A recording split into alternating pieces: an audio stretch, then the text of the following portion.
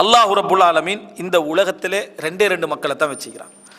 ஒன்று காஃபிர்கள் முனாஃபிக்குகள், ரெண்டாவது பாவிகள். ஆனால் நிறைய பேருடைய சிந்தனையில் எப்படி இருக்கும் அப்படின்னா, காஃபிர்கள் முனாஃபிக்குகள், நல்ல முஃமின்கள், பாவிகள் நடுவில் அப்படின்ட்டு தான் இருக்கும். ஆனால் குர்ஆனுடைய வசனங்கள் ஹதீஸ்லாம் எடுத்து பார்த்தீங்கன்னா, பாவிகள் என்று சட்ட ரீதியாக நம்ம அடையாளப்படுத்துறதுக்கு இருக்குதான், சந்தேகம் இல்லை. ஃபாசிக்குகள் இவர்கள் பாவிகள் அடையாளப்படுத்த இருக்குதான்.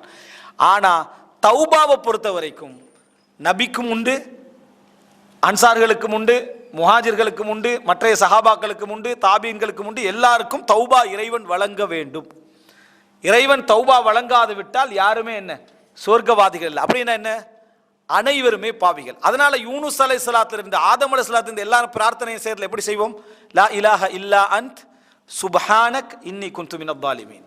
லா இலாஹ இல்லா அன்த், வணக்கத்துக்குரிய நாயன் உன்னை தவிர வேறு யாரும் இல்லை. சுப்ஹானக், நீ தூய்மையானவன், நான் அநியாயக்காரன், நான் அநியாய. யார் சொல்லணும்? உலகத்தில் மிக உச்சகட்ட இறைச்சத்தில் உள்ளவரும் சொல்லணும். அபூபக்கர் ரலியல்லாஹு அன்ஹு ரசூலுல்லாஹ்கிட்ட துஆ கேட்குறா, எனக்கு ஒரு துஆவை அல்லாஹ்வின் தூதரே சொல்லித்தாங்க.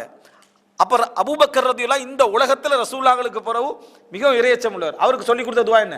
அல்லாஹும்ம இன்னி ظلمت نفسي ظلما كثيرا ولا يغفر الذنوب الا انت فاغفر لي مغفرة من عندك وارحمني انك انت الغفور الرحيم. அதாவது இன்னி ظلمت نفسي ظلما கதீரா, யா அல்லாஹ் எனக்கு நான் அதிகமான அநியாயங்களை பாவங்களை நான் செய்து விட்டேன். யார் சொல்லணும்? அபூபக்கர் ரலியல்லாஹு அன்ஹு சொல்லணும். அப்படின்னு அர்த்தம் என்ன? இந்த உலகத்தில் ரெண்டு மக்கள் தான். ஒன்று காஃபிர்கள் முனாஃபிக்குகள் நயவஞ்சகர்கள், அடுத்தவர்கள் பாவிகள். பாவத்தில் எவ்வளவு குறைவாக இருக்கிறோம் என்றதை வச்சு தான் அந்தஸ்து. பாவத்தில் எவ்வளவு குறைவாக இருக்கிறோம் என்பதை வைத்து தான் அந்தஸ்தே தவிர வேறு எதுவும் இல்லை. அல்லாஹ்வோட தௌபா இல்லாமல் யாரும் போக முடியாது. இந்த உணர்வோடு தான் நம்ம அல்லாஹ்வை அணுகணுமே தவிர, நிறைய பேர் அசில் எதுலேருந்து அணுகிறாங்கண்டா, நம்ம இபாதத்தாளி தான் பாவம் 1-2 அணுகிறாங்க. அப்படி அல்ல, நம்ம பாவி தான் இபாதத் 1-2 என்ன செய்யணும், அணுக வேண்டும். எமது சிந்தனையில் எப்படி ஆகிறதுனா இப்படி ஆகிவிடுகிறது. இதையே நமக்கு சில பொழுதுல என்ன செஞ்சிடும், கிபிராகிவிடும்.